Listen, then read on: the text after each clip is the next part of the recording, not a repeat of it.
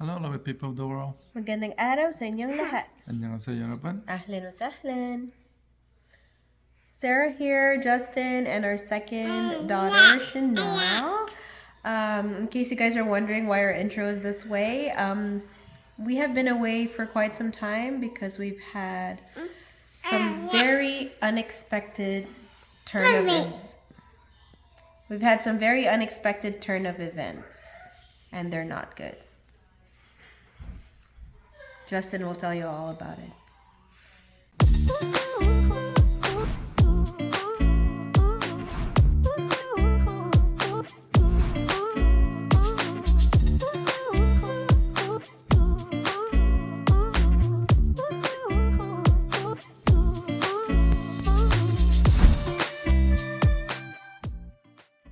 I got a call from my dad on Sunday morning at around 9 o'clock while I was in middle of doing girls' morning routine.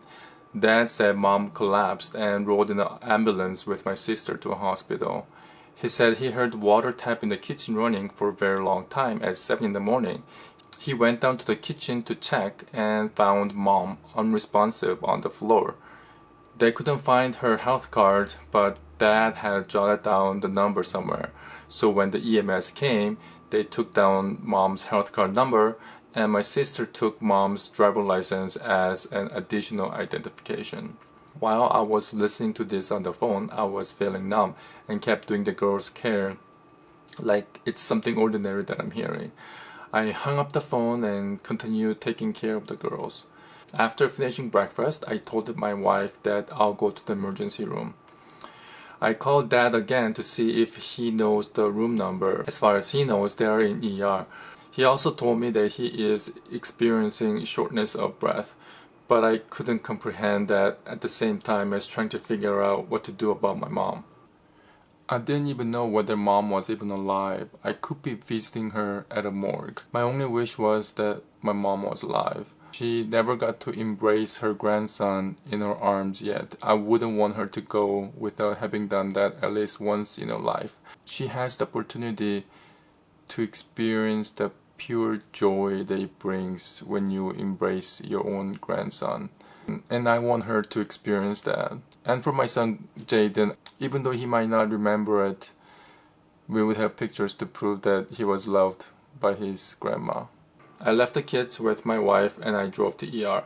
At the ER reception desk, I named my mom's name and I told them that I'm her son. I was told to take a seat and wait, and someone will come to talk to me. I sat in the ER room with other ailing people, wheezing, coughing, and moaning in pain. I waited 45 minutes when a man came out of the back room and called out my mom's name. I stood up and I told him that I'm her daughter, because at this point words have completely escaped me. He said they don't know where she is, but she's definitely not in ER. He gave me a phone number and told me to call the number to find my mom. As soon as I rang that number, I got a call from my dad, so I hung up and answered the phone. He said he found mom's health card. I told him that it's okay, she's already admitted. I told him that I'm still trying to locate her and I'll keep him informed as I find out more. I called the phone number again and automated voice prompted to locate a patient, press 1. So I did. A lady answered and she asked for the patient's name. I gave her first and last name of my mom. She said, "Does the patient have another name?" I gave her my mom's middle name. The lady on the phone said, "She's not in the system." Then she said she'll put me on hold. I agreed. A few minutes later, she came back. She said to call back in 30 minutes because maybe my mom is in transition from room to room, so it's not in the system. So I hung up and found a chair on the hallway, and I waited. I called my wife to inform her of the situation. And 30 minutes later, I called the number again. The same lady answered and she said that my mom is on 9th floor, but she doesn't know which room. She believes mom is currently going through a diagnosis and that's why no room number is assigned to her. She said it's the weekend, so there is no one at the reception desk on the 9th floor.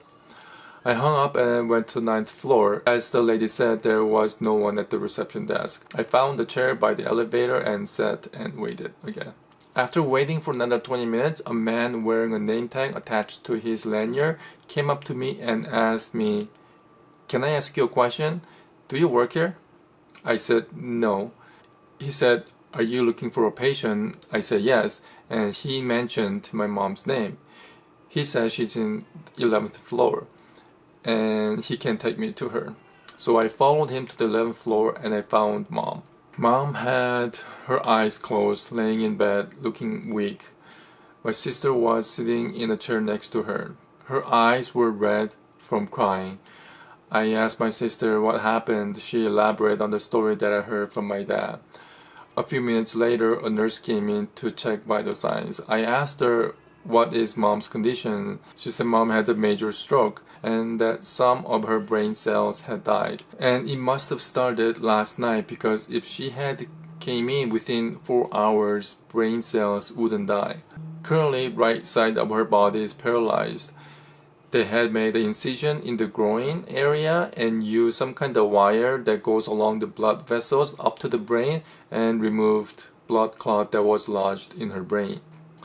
Then I asked the nurse if she's gonna be okay. The nurse's response was they'll need to monitor her when she wakes up to see what, if any, functions are lost. When the nurse left the room, I saw my sister cry. She took paper towel from the dispenser that was mounted on the wall to wipe her nose.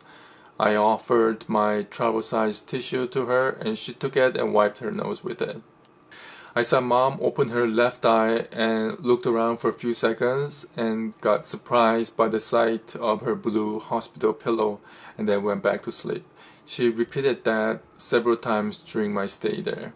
Seeing Mom so helpless and connected to machines with multiple tubes and wires made me weak in fear of what's to come next.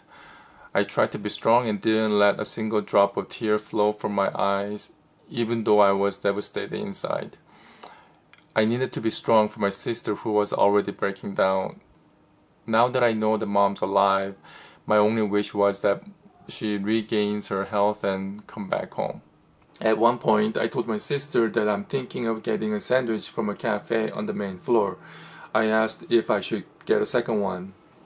Her response was, "She can't eat," pointing at Mom, who was still sleeping. I said, "I mean you." My sister said, "I'm not hungry, but if you're eating, I'll have to." I went down to the main floor and got 2 egg and ham sandwiches. My sister wolfed it down like she hasn't eaten food in days. My sister and I decided to drive back to her home so that my sister can shower and eat dinner, and I'll come back to pick her up and drive her back to the hospital. As we were about to head out, we decided to say our goodbyes to Mom. Mom woke up and held my sister's hand tight. Mom couldn't say any word except for one curse word in Korean. She repeated that one curse word over and over while clenching onto my sister's wrist. My sister broke down in tears and said, "I won't go anywhere. I'll never leave your side. I'll always be by your side." Seeing Mom's vocabulary reduced to one word, her right side of her face drooping and unable to move her right arm gave me a new realization that things aren't going to be as they were. Even if she goes home, I started to think that something so trivial like putting on her socks could be a challenging task and may require assistance. I wondered if she ever returned to that dominating figure whose catchphrase was 내 주먹을 믿는다, which means I believe in my fist. After staying there for about 4 hours, I had to go so that I can feed my daughters their dinner and put them to bed. I promised my sister that I'll come back tonight. After putting the girls to bed, I packed a few items like phone charger, toothbrush, and other necessities in a bag and brought it with me to the hospital. My sister and I chatted like no time had passed since last time we spoke. My sister assured me that she'll be fine staying there overnight and that she had done this before when our dad was hospitalized earlier this year. I said my goodbyes and went home that night. So that's all that I have for today's video, but We'll have a follow-up video soon, so be sure to subscribe and hit that notification icon. And until next time, be sure to tell people you love that you love them, because tomorrow might be too late. Love you all. Bye.